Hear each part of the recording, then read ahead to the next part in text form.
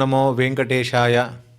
ಭಗವದ್ಗೀತೆಯ ಚಿಂತನೆಗಾಗಿ ನಾವೆಲ್ಲರೂ ಕೂಡ ಇಂದು ಸೇರಿದ್ದೇವೆ. ಯಾವುದೇ ಕಾರ್ಯದ ಪ್ರಾರಂಭದಲ್ಲಿ ನಾವು ಮೊಟ್ಟ ಮೊದಲಿಗೆ ಮಾಡಬೇಕಾಗಿರುವ ಕಾರ್ಯ ಗುರುವಂದನೆ. ಯಾವುದೇ ಕಾರ್ಯದ ಜವಾಬ್ದಾರಿಯನ್ನು ನಾವು ಹೊತ್ತುಕೊಂಡ್ರೆ ನಮಗೆ ಟೆನ್ಷನ್ ಜಾಸ್ತಿ ಆಗ್ತದೆ. ಅದಕ್ಕೋಸ್ಕರ ಗುರುಗಳಲ್ಲಿ ಬಹಳವಾದ ವಿಶ್ವಾಸದಿಂದ ಅವರ ಪಾದಕಮಲಗಳಿಗೆ ನಮ್ಮ ಕಾರ್ಯದ ಜವಾಬ್ದಾರಿಯನ್ನು ವಹಿಸಿಕೊಟ್ಟರೆ ಆ ಕಾರ್ಯವನ್ನೆಲ್ಲ ನಿರ್ವಿಘ್ನವಾಗಿ ಪರಿಸಮಾಪ್ತಿ ಮಾಡುವಂಥವರು ಗುರುಗಳು. ಯಾಕೆ ಅಂದರೆ ಗುರುಗಳು ಶಿಷ್ಯರ ಮೇಲೆ ಅಷ್ಟು ವಾತ್ಸಲ್ಯ. ಭಗವಂತ ಏನಾದರೂ ಶಿಷ್ಯನ ಮೇಲೆ ಕೋಪಗೊಂಡಿದ್ದರೆ ಗುರು ಹತ್ರ ಹೋಗಿ ಶರಣು ಆದರೆ ಗುರುಗಳು ಭಗವಂತನ ಹತ್ರ ಒಂದು ಪತ್ರನೋ ಅಥವಾ ಮಾತನಾಡಿ ನಮ್ಮ ಶಿಷ್ಯನ ಮೇಲೆ ಅನುಗ್ರಹ ಮಾಡುವಂತ ಹೇಳಿ ಸರಿ ಮಾಡಿಬಿಡ್ತಾರೆ. ಆದರೆ ಗುರುಗಳು ಕೋಪಗೊಂಡರೆ ಗುರುಗಳೂ ತಿರಸ್ಕಾರ ಮಾಡಿದ್ದಾರೆ, ಭಗವಂತನೂ ತಿರಸ್ಕಾರ ಮಾಡ್ತಾನೆ. ಹಾಗಾಗಿ ತುಂಬ ಕಾರುಣಿಕರು ಗುರುಗಳು. ಅಂತಹ ಗುರುಗಳನ್ನು ನಾವು ವಿಶ್ವಾಸಪೂರ್ವಕವಾಗಿ ನಂಬಿಕೆಯಿಂದ ಶರಣು ಹೋಗಿ ನಮ್ಮೆಲ್ಲ ದುಃಖ ದುಮ್ಮಾನಗಳನ್ನು ಅವರ ಹತ್ರ ಹೇಳಿಕೊಂಡ್ರೆ ಅದಕ್ಕೆ ಪರಿಹಾರವನ್ನು ಕೊಟ್ಟೇ ಕೊಡ್ತಾರೆ ಎಂಬುದೇ ಶಾಸ್ತ್ರದಲ್ಲಿರುವಂತಹ ಕೆಲವು ಮುತ್ತಿನಂತಹ ಮಾತುಗಳನ್ನು ನಾವು ನೋಡಿದ್ದೇವೆ. ಹಾಗಾಗಿ ಅವಶ್ಯವಾಗಿ ನಾವೆಲ್ಲರೂ ಈ ಒಂದು ಕಾರ್ಯಕ್ರಮದ ಪ್ರಾರಂಭದಲ್ಲಿ ಗುರುಗಳ ಪ್ರಾರ್ಥನೆಯನ್ನು ಮಾಡೋಣ. ಸಮಾಶ್ರಯೇದ್ ಗುರುಂ ಭಕ್ತ್ಯಾ ಮಹಾವಿಶ್ವಾಸಪೂರ್ವಕಂ ನಿಕ್ಷಿಪೇತ್ ಸರ್ವಭಾರಾಂಶ್ಚ ಗುರೋ ಶ್ರೀ ಪಾದ ಪಂಕಜೇ.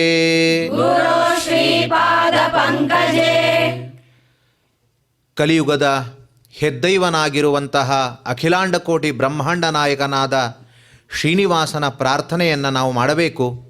ಯಾಕೆ ಅಂದರೆ ದೇವರನ್ನು ನಾವು ಹೇಗೆ ಇದ್ದಾನೆ ಅಂತ ಚಿಂತಿಸ್ತೇವೋ ಆ ರೀತಿ ಭಗವಂತ ನಮಗೆ ಅನುಗ್ರಹ ಮಾಡ್ತಾನಂತೆ. ಭಗವಂತನು ಯೇ ಮಾಂ ಯಥಾ ಉಪಾಸ್ಯಂತಿ ತಾಂ ತಥೈವ ಭಜಾಮ್ಯಹಂ. ಯಾರು ಯಾರು ನನ್ನನ್ನು ಹೇಗೆ ಚಿಂತಿಸ್ತಾರೋ ನಾನು ಅವರಿಗೆ ಆ ರೀತಿಯಾಗಿ ಅನುಗ್ರಹ ಮಾಡ್ತೇನೆ. ಭಗವಂತನಿಗೆ ಯಾವ ಗುಣಗಳಿಲ್ಲ, ಅವನಲ್ಲಿ ಯಾವ ತರಹದ ದೊಡ್ಡ ದೊಡ್ಡ ಗುಣ ಇಲ್ಲ, ಅವನು ದುಃಖದಿಂದ ಕೂಡಿದ್ದಾನೆ, ಅವನು ನಮ್ಮಂತೆಯೇ ದುಃಖ ಇದೆ ಅಂತ ಚಿಂತಿಸಿದರೆ ದೇವರು ಕೂಡ ಹಾಗೆಯೇ ನಮಗೆ ಅನುಗ್ರಹ ಮಾಡ್ತಾನಂತೆ. ಭಗವಂತನಲ್ಲಿ ಯಾವ ದುಃಖದ ಲವಲೇಶ ಇಲ್ಲ, ಅವನು ಗುಣಪೂರ್ಣ, ಅನಂತ ಕಲ್ಯಾಣ ಗುಣಪೂರ್ಣನಾಗಿದ್ದಾನೆ ಅಂತ ಚಿಂತಿಸಿದರೆ ನಮ್ಮ ಯೋಗ್ಯತಾನುಸಾರವಾದ ಗುಣಗಳನ್ನು ನೀಡುತ್ತಾನೆ. ಹಾಗಾಗಿ ಭಗವಂತನ ಆನಂದಮಯ ರೂಪವನ್ನು ನಾವು ಚಿಂತಿಸಿದರೆ ನಮ್ಮ ಜೀವಿತಾವಧಿಯ ಕೊನೆಯವರೆಗೂ ಆನಂದವನ್ನು ನೀಡಿಯೇ ಅವನು ಅನುಗ್ರಹಿಸ್ತಾನೆ. ಹಾಗಾಗಿ ಅಂತಹ ಆನಂದಮಯನಾಗಿರುವ ಶ್ರೀನಿವಾಸನ ಸ್ತೋತ್ರವನ್ನು ನಾವು ಮಾಡೋಣ. ಆನಂದ ಜ್ಞಾನದಂ ವಿಷ್ಣುಂ ಆನಂದಮಯ ನಾಮಕಂ ಆನಂದೇನ ದದರ್ಶಾಥ ಆನಂದ ನಿಲಯಾಲಯೇ. ಮುಂದಿನ ಒಂದು ಘಟ್ಟ ಸಂಕಲ್ಪದ ಘಟ್ಟ. ಇಂತಹ ಸಂಕಲ್ಪವನ್ನು ನಾವು ಮಾಡುವಾಗ ಪ್ರಾರಂಭ ಮಾತ್ರಮಿಚ್ಛಾವ ವಿಷ್ಣು ಧರ್ಮೇ ನನಿಷ್ಫಲ ಅಂತ ಆಚಾರ್ಯರು ಆಜ್ಞೆ ಮಾಡ್ತಾರೆ. ನಾವು ಮಾಡುವಂತಹ ಯಾವುದೇ ತರಹದ ಸಂಕಲ್ಪ ಇದ್ದಾಗಲೂ ಕೂಡ ಅದು ದೇವರು ಈ ಕಾರ್ಯದಿಂದ ಪ್ರೀತನಾಗಲಿ ಅಂತ ನಾವು ಪ್ರಾರಂಭಿಸಿದರೆ ಅದಕ್ಕೆ ಏನೇ ವಿಘ್ನ ಬರಲಿ, ಅದಕ್ಕೆ ಏನು ಮಾರ್ಕ್ಸ್ ಅದು ಸಂಪೂರ್ಣವಾದ ಮಾರ್ಕ್ಸ್ ಕೊಡ್ತಾನಂತೆ. ಒಂದು ತಿಂಗಳ ವ್ರತ ಇದೆ ಅಂತ ಅಂದ್ಕೊಳ್ಳೋಣ. ಆ ಒಂದು ತಿಂಗಳ ಏನೋ ಒಂದು ದೇವರ ಪೂಜೆಯನ್ನು ನಾವು ಕೈಗೊಳ್ತಾ ಇದ್ದೇವೆ. ಯಾವುದಕ್ಕಾಗಿ? ದೇವರು ನಮ್ಮನ್ನು ಅನುಗ್ರಹಿಸಲಿ, ಅವನು ಪ್ರೀತನಾಗಲಿ ಅಂತ. ಆದರೆ ಯಾವುದೋ ಅನಾರೋಗ್ಯದಿಂದ ಆ ವ್ರತಕ್ಕೆ ಏನೋ ವಿಘ್ನ ಬಂತು ಅಂದ ಮಾತ್ರಕ್ಕೆ ದೇವರು ನಮಗೆ ಪಾಪ ಕೊಡೋಲ್ಲ. ಹೊರತು 15 ದಿನ ಮಾಡಿದರೂ ಕೂಡ ಆ ವ್ರತವನ್ನು 1 ತಿಂಗಳಿಗೆ ಬೇಕಾದ ಪುಣ್ಯ ಭಾಗವನ್ನು ಅನುಗ್ರಹ ಮಾಡಿಬಿಡ್ತಾನೆ ಅಂತ ಉಂಟು. ಯಾಕೆ ಅಂದರೆ ಅದು ಸಂಕಲ್ಪದ ಪ್ರಭಾವ. ದೇವರ ಮುಂದೆ ಗೋಪಾಲಕೃಷ್ಣ ಪ್ರೇರಣೆಯ, ಗೋಪಾಲಕೃಷ್ಣ ಪ್ರೀತ್ಯರ್ಥಂ, ಜ್ಞಾನ ಭಕ್ತಿ ವೈರಾಗ್ಯ ಸಿದ್ಧ್ಯರ್ಥಂ ಅಂತ ಹೇಳಿದ್ದೇವೆ. ಅಂದರೆ ದೇವರು ಇದಕ್ಕೆ 100% 100 ಮಾರ್ಕ್ಸ್ ಕೊಡಬೇಕು ಅಂತ ಹೇಳಿ ಅವನು ಸಂಕಲ್ಪವನ್ನು ಅವನು ಮಾಡ್ತಾನೆ. ಹಾಗಾಗಿ ನಮ್ಮ ಮನುಜರ ಸಂಕಲ್ಪ ಅವನ ಸಂಪೂರ್ಣ ಫಲದ ಸಂಕಲ್ಪಕ್ಕೆ ಕಾರಣವಾಗ್ತದೆ. ಹಾಗಾಗಿ ನಾವೆಲ್ಲ ಆ ಸಂಕಲ್ಪವನ್ನು ದೇವರ ಸನ್ನಿಧಾನದಲ್ಲಿ ಮಾಡೋಣ. ಶ್ರೀಮತ್ ಆದಿವರಾಹ ಕ್ಷೇತ್ರೇ ವಿರಾಜಮಾನಸ್ಯ ಅಖಿಲಾಂಡ ಕೋಟಿ ಬ್ರಹ್ಮಾಂಡ ನಾಯಕಸ್ಯ ಶ್ರೀ ಪದ್ಮಾವತಿ ಜಾನೇಃ ಭಗವತಃ ಶ್ರೀ ವೆಂಕಟೇಶ್ವರ ಸ್ವಾಮಿನಃ ಕೃಪಾಬಲೇನ ಜಗದ್ಗುರೋಃ ಶ್ರೀ ಗೋಪಾಲಕೃಷ್ಣಾನುಗ್ರಹೇಣ ಅಸ್ಮಾಕಂ ಸರ್ವೇಷಾಂ ಶರೀರಸ್ಯ ಮನಸಶ್ಚ ಬಲಸಿದ್ಧ್ಯರ್ಥಂ ಸಮಸ್ತಾನಾಂ ಆಧಿವ್ಯಾಧೀನಾಂ ನಿವಾರಣಾರ್ಥಂ ಸರ್ವಯಜ್ಞ ಫಲಪ್ರಾಪ್ತ್ಯರ್ಥಂ ಸರ್ವಾಸಾಂ ಸಂಪದಾಂ ಪ್ರಾಪ್ತ್ಯರ್ಥಂ ವಿದ್ಯಾರ್ಥಿನಾಂ ಬುದ್ಧಿಶಕ್ತಿ ವೃದ್ಧಿದ್ವಾರಾ ಪರೀಕ್ಷಾಸು ಉತ್ತೀರ್ಣತಾ ಸಿದ್ಧ್ಯರ್ಥಂ ಅಧಿಕಾರಿಣಾಂ ಸ್ವಸ್ವವಿಧಿ ನಿರ್ವಹಣ ಕೌಶಲ ಸಿದ್ಧ್ಯರ್ಥಂ ಸಮಸ್ತ ಪಾಪಕ್ಷಯಾರ್ಥಂ ಜ್ಞಾನ ಭಕ್ತಿ ವೈರಾಗ್ಯ ಸಿದ್ಧ್ಯರ್ಥಂ ಶ್ರೀ ಗೋಪಾಲಕೃಷ್ಣ ಪ್ರೇರಣಯಾ ಶ್ರೀ ಗೋಪಾಲಕೃಷ್ಣ ಪ್ರೀತ್ಯರ್ಥಂ ಶ್ರೀಮದ್ಭಗವದ್ಗೀತಾಯಾಃ ದಶಮಾಧ್ಯಾಯಾಂತರ್ಗತ ಶ್ಲೋಕಪಾರಾಯಣಂ ತಥಾ ಭಗವದ್ಗೀತಾ ಶ್ರವಣಂಚ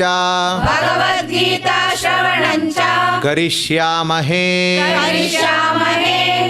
ಭಗವಂತನ ಉದ್ದೇಶವಾದ ಸಂಕಲ್ಪವನ್ನು ನಡೆಸಿಯೂ ತದನಂತರ ಮತ್ತೆ ದೇವರ ಪ್ರಾರ್ಥನೆ ಅಂತ. ಯಾಕೆಂದರೆ ಎಷ್ಟು ದೇವರ ಪ್ರಾರ್ಥನೆಯನ್ನು ಮಾಡಿಕೊಂಡು ಮುಂದೆ ಸಾಗ್ತೇವೆ ಅಷ್ಟು ನಮ್ಮ ಕಾರ್ಯಗಳು ಬೇಗ ಸಂಪೂರ್ಣವಾಗ್ತದೆ ಅಂತ. ಹಾಗಾಗಿ ಅಂತಹ ಕೃಷ್ಣ ಪರಮಾತ್ಮನು ಸಂಸಾರದ ಸಕಲ ಕಷ್ಟಗಳನ್ನು ದೂರ ಮಾಡುವ ದೇವತೆ. ಕೃಷ್ಣನು ಹೇಗೆ ಚಕ್ರವನ್ನು ಕೈಯಲ್ಲಿ ಹಿಡಿದಿದ್ದಾನೋ ಹಾಗೆ ಒಂದು ಕೈಯಲ್ಲಿ ಹಗ್ಗ, ಇನ್ನೊಂದು ಕೈಯಲ್ಲಿ ಮಥನ ಮಾಡುವ ಕಡಗೋಲನ್ನು ಹಿಡಿದಿದ್ದಾನೆ ಅಂತೆ. ಯಾಕೆ ಅಂದರೆ ಸಂಸಾರದಲ್ಲಿ ಇರುವಂತಹ ಭಕ್ತರಿಗೆ ಸಕಲ ಅಭೀಷ್ಟಗಳನ್ನು ಕೊಟ್ಟು ಬಿಡೋಣ ಅಂತ. ಯಾರು ಭಗವಂತನ ಪ್ರಾರ್ಥನೆ ಮಾಡ್ತಾ ಇದ್ದಾರೆ ಅವರಿಗೆ ಎಲ್ಲ ತರಹದ ಅಭೀಷ್ಟಗೋಸ್ಕರ. ಹೇಗೆ ಅಂದರೆ ಮೊಸರನ್ನು ಜೋರಾಗಿ ಕಡಿಯುವಾಗ ಅದರಲ್ಲಿ ಎಸನ್ಸ್, ಸಾರಭೂತವಾದ ಬೆಣ್ಣೆ ಬರುವಂತೆ ಈ ಸಂಸಾರ ಎಂಬುವ ದೊಡ್ಡ ಸಾಗರದಲ್ಲಿಯೂ ಕೂಡ ಒಂದು ಸುಖದ ಒಂದು ಎಸನ್ಸ್ ಇದೆ. ಅದು ನಮಗೆ ಹುಡುಕ್ಲಿಕ್ಕೆ ಗೊತ್ತಿಲ್ಲ. ಹಾಗಾಗಿ ಕೃಷ್ಣನನ್ನೇ ಮೊರೆ ಹೋಗಬೇಕು. ಅವನು ತನ್ನ ಕಡಗೋಲು ಮತ್ತು ಆ ಹಗ್ಗದಿಂದ ಮಥನ ಮಾಡಿದಾಗ ಆ ಸುಖದ ಸಾರವನ್ನು ನಮಗೆ ನೀಡುತ್ತಾ ಇದ್ದಾನೆ. ಹಾಗಾಗಿ ಅಂತಹ ಭವಪಾಶವನ್ನು ತುಂಡರಿಸುವ ಕೃಷ್ಣನನ್ನು ಸ್ತೋತ್ರ ಮಾಡೋಣ. ಕಂಸಾಂತಕಂ ಶಂಸನೀಯಂ ಸಂಶಾಂತಿಂ ಸಂಸ್ಕೃತಿಚ್ಛಿದಂ ಸಂಶಯಚ್ಛೇದಿ ಸಂಸಿದ್ಧಂ ಶ್ರೀನಿವಾಸಂ ಭಜೇ ನಿಶಂ. ಭಗವದ್ಗೀತೆಯ ಪ್ರಾರಂಭದ ಒಂದು ಪಾರಾಯಣವನ್ನು ಪ್ರಾರಂಭ ಮಾಡುವಾಗಲೂ ಭಗವದ್ಗೀತೆಯ ಒಳಗಡೆ ಇರುವ ದೇವರು ಒಂದೊಂದು ಅಧಿಷ್ಠಾನದಲ್ಲಿ ಭಗವಂತನ ಒಂದೊಂದು ರೀತಿಯ ಸನ್ನಿಧಾನ ಇದೆ. ಹಾಗಾಗಿ ಈ ಭಗವದ್ಗೀತೆಯಲ್ಲಿರುವಂತಹ ಪರಮಾತ್ಮನನ್ನು ಕೂಡ ಸ್ತೋತ್ರ ಮಾಡಬೇಕು. ಯಾಕೆ ಅಂದರೆ ಎಲ್ಲದರ ಸಾರಭೂತವಾಗಿ ಭಗವಂತನು ಸುಲಭವಾಗಿ ಅರ್ಥ ಆಗಲಿಕ್ಕೋಸ್ಕರ, ಸಕಲ ಜನರೂ ಕೂಡ ಉದ್ಧಾರ ಆಗಲಿಕ್ಕೋಸ್ಕರ ಭಗವದ್ಗೀತೆಯನ್ನು ನೀಡಿದ್ದಾನೆ. ಅಂತಹ ಸಕಲ ಶಾಸ್ತ್ರಗಳ ಸಾರ ಎನಿಸಿಕೊಂಡ ಭಗವದ್ಗೀತೆಯ ಪ್ರಾರ್ಥನೆಯನ್ನು ಮಾಡೋಣ. ಶಾಸ್ತ್ರೇಷು ಭಾರತಂ ಸಾರಂ, ಶಾಸ್ತ್ರೇಷು ಭಾರತಂ ಸಾರಂ, ತತ್ರ ನಾಮ ಸಹಸ್ರಕಂ, ತತ್ರ ನಾಮ ಸಹಸ್ರಕಂ, ವೈಷ್ಣವಂ ಕೃಷ್ಣ ಗೀತಾ ಚ, ವೈಷ್ಣವಂ ಕೃಷ್ಣ ಗೀತಾ ಚ, ತಜ್ಞಾನಾತ್ ಮುಚ್ಯತೇಂಜಸಾ. ತಜ್ಞಾನಾತ್ ಮುಚ್ಯತೇಂಜಸಾ. ವೇದವ್ಯಾಸ ದೇವರ ಪ್ರಾರ್ಥನೆ. ವೇದವ್ಯಾಸ ಗುಣಾವಾಸ, ವೇದವ್ಯಾಸ ಗುಣಾವಾಸ, ವಿದ್ಯಾಧೀಶ ಸತಾಂ ವಶ, ವಿದ್ಯಾಧೀಶ ಸತಾಂ ವಶ, ಮಾಂ ನಿರಾಶಂ ಗತಕ್ಲೇಶಂ, ಮಾಂ ನಿರಾಶಂ ಗತಂ ಕ್ಲೇಶಂ, ಕುರ್ವ ನಾಶಂ ಹರೇ ನಿಶಂ. ಕುರ್ವನಾಶಂ ಹರೇ ನಿಶಂ. ಭಗವದ್ಗೀತೆಯ ಚಿಂತನೆಗಾಗಿ, ನಿರ್ವಿಘ್ನತಾ ಪರಿಸಮಾಪ್ತಿಗಾಗಿ ನಾವು ಪ್ರಾರ್ಥನೆ ಮಾಡಿದ್ದೇವೆ. ಇನ್ನು ಮುಂದೆ ಆ 10ನೇ ಅಧ್ಯಾಯದ ಚಿಂತನೆಯನ್ನು ಪ್ರಾರಂಭಿಸಬೇಕಾಗಿದೆ. ಆಚಾರ್ಯರ ಮೂಲಕ ಆ ಚಿಂತನೆಯನ್ನು ಕೇಳುವ ಮೂಲಕ. ಯಾಕೆ ಅಂದರೆ ಯಾವುದನ್ನು ತಿಳಿದು ನಾವು ಓದ್ತೇವೋ, ಯಾವುದನ್ನು ಅರ್ಥ ಮಾಡಿಕೊಂಡು ನಾವು ಅದನ್ನು ಚಿಂತಿಸ್ತೇವೋ ಅದಕ್ಕೆ ಹೆಚ್ಚು ಫಲ, ಅದರಲ್ಲಿ ಭಕ್ತಿ ಜಾಸ್ತಿ ಅಂತ ಹೇಳಿದ್ದಾರೆ. ಹಿಂದಿನ ನಾವು ಸಂಚಿಕೆಯಲ್ಲಿ ಅನೇಕ ಅಪೂರ್ವವಾದ ವಿಷಯಗಳನ್ನು ತಿಳಿದುಕೊಂಡಿದ್ದೇವೆ. ಇನ್ನೂ ಕೃಷ್ಣನು ಅನೇಕ ರತ್ನಗಳನ್ನು ತನ್ನ ವಾಕ್ಯದಲ್ಲಿ ಮುಚ್ಚಿ ಇಟ್ಟುಬಿಟ್ಟಿದ್ದಾನೆ. ಹಾಗಾಗಿ ಅವುಗಳು ನಮಗೆ ಸಾಮಾನ್ಯವಾಗಿ ಅರ್ಥವಾಗದೇ ಇರುವಂಥದ್ದು. ಅಂತಹ ಅರ್ಥಗಳ ಪ್ರತಿಯೊಂದನ್ನು ಬಿಡಿಸಿ ಬಿಡಿಸಿ ಆಚಾರ್ಯರು ಅದನ್ನು ತಿಳಿಸಬೇಕು ಎಂಬುದಾಗಿ ನಾವು ಪ್ರಾರ್ಥನೆಯನ್ನು ಮಾಡ್ತಾ ಇದ್ದೇವೆ. ಆಚಾರ್ಯರು ಅದನ್ನು ನಡೆಸಿಕೊಡಲಿ. ಶ್ರೀಲಕ್ಷ್ಮೀ ವೆಂಕಟೇಶಾಯ ನಮಃ. 10ನೆಯ ಅಧ್ಯಾಯದಲ್ಲಿ ಶ್ರೀಮದ್ ಭಗವದ್ಗೀತೆಯಲ್ಲಿ ಶ್ರೀಕೃಷ್ಣ ಪರಮಾತ್ಮ ತನ್ನ ಮಹಿಮೆಯನ್ನು ಅರ್ಜುನನಿಗೆ ತಿಳಿಸಿಕೊಟ್ಟದ್ದನ್ನು ನಾವು ಮನನ ಮಾಡ್ತಾ ಇದ್ದೆವು. 6ನೆಯ ಶ್ಲೋಕದಲ್ಲಿ ಮಹರ್ಷಯಃ ಸಪ್ತಪೂರ್ವೇ ಚತ್ವಾರೋ ಮನವಸ್ತಥಾ ಮದ್ಭಾವಾಃ ಮಾನಸಾ ಜಾತಾಃ ಯೇಷಾಂ ಲೋಕ ಇಮಾಃ ಪ್ರಜಾಃ ಎಂಬುದಾಗಿ ಕೃಷ್ಣ ಪರಮಾತ್ಮ ಸಪ್ತಋಷಿಗಳಿಗೆ, 4 ಹಿಂದಿನ ಮನುಗಳಿಗೆ ಅಥವಾ ವರ್ಣಾಭಿಮಾನಿಯಾದಂತಹ 4 ದೇವತೆಗಳಿಗೆ, 4 ಗುಂಪಿನ ದೇವತೆಗಳಿಗೆ ಜನ್ಮ ಕೊಟ್ಟವನು ನಾನು. ಬ್ರಹ್ಮದೇವರ ಮನಸ್ಸಿನಿಂದ ಜನ್ಮವನ್ನು ಪಡೆದವರಾದರೂ ಬ್ರಹ್ಮದೇವರ ಮೂಲಕ ಸೃಷ್ಟಿ ಮಾಡಿದವನು ನಾನೇ ಎಂಬುವ ತನ್ನ ಮಹಿಮೆಯನ್ನು ಭಗವಂತ ತಿಳಿಸಿಕೊಟ್ಟಿದ್ದಾನೆ. ನಾವು ಅನುಸಂಧಾನ ಮಾಡಬೇಕಾದದ್ದು ಏನು? ಮಹಾವಿಷ್ಣು ಪುರಾಣ ಬಹಳ ಸುಂದರವಾಗಿ ಹೇಳುತ್ತಾ ಇದೆ. ಮರೀತ್ಯಾದ್ಯಾಸ್ತು ತತ್ಪುತ್ರಾಃ ಮಾನವಾಃ ನಾಮತಸ್ಮೃತಾಃ ತತ್ಪುತ್ರ ಪೌತ್ರಾಃ ಮುನಯಃ ತಥಾ ಮಾನವಾಃ ತೇಭ್ಯೋ ಮನುಷ್ಯ ಇತ್ಯೇಷ ಸೃಷ್ಟಿ ವಿಷ್ಣೋಃ ಸಮುತ್ಥಿತಾ ಎಂಬುದಾಗಿ ಮಹಾವಿಷ್ಣು ಪುರಾಣ ಉಲ್ಲೇಖ ಮಾಡುತ್ತಾ ಇದೆ. ಮಾನವರು, ಅನಂತರ ಮೊದಲು ಮನುಗಳು, ಅನಂತರದಲ್ಲಿ ಮಾನವರು, ಅನಂತರ ಮಾನವರು, ಹಾಗೆ ಮನುಷ್ಯರು ಎಂಬುದಾಗಿ ಈ ರೀತಿಯಲ್ಲಿ ಈ ಪರಂಪರೆಯನ್ನು ನಾವು ಅನುಸಂಧಾನ ಮಾಡಬೇಕು. ಮೊದಲನೇದಾಗಿ ಭಗವಂತನಿಂದ ಜನ್ಮವನ್ನು ಪಡೆದವರು ಮನುಗಳು, ಬ್ರಹ್ಮಾದಿ ದೇವತೆಗಳು. ಇವರನ್ನು ಮನುಗಳು ಅಂತ ಕರೀತಾರೆ. ಹಾಗೆ ಬ್ರಹ್ಮದೇವರಿಂದ ಜನ್ಮವನ್ನು ಪಡೆದವರು ಮರೀಚಿ ಮೊದಲಾಗಿರತಕ್ಕಂಥವರು, ಅವರು ಮಾನವರು. ಮರೀಚ್ಯಾದಿಗಳಿಂದ ಜನ್ಮವನ್ನು ಪಡೆದಿರತಕ್ಕಂಥ ಮಹರ್ಷಿಗಳಿದ್ದಾರೆ, ಅವರು ಮಾನವರು. ಮುಂದೆ ಅವರ ಸಂತತಿಯಲ್ಲಿ ಬಂದಿರತಕ್ಕಂತಹ ಉಳಿದ ಜೀವಿಗಳು ಅವರು ಮನುಷ್ಯರು.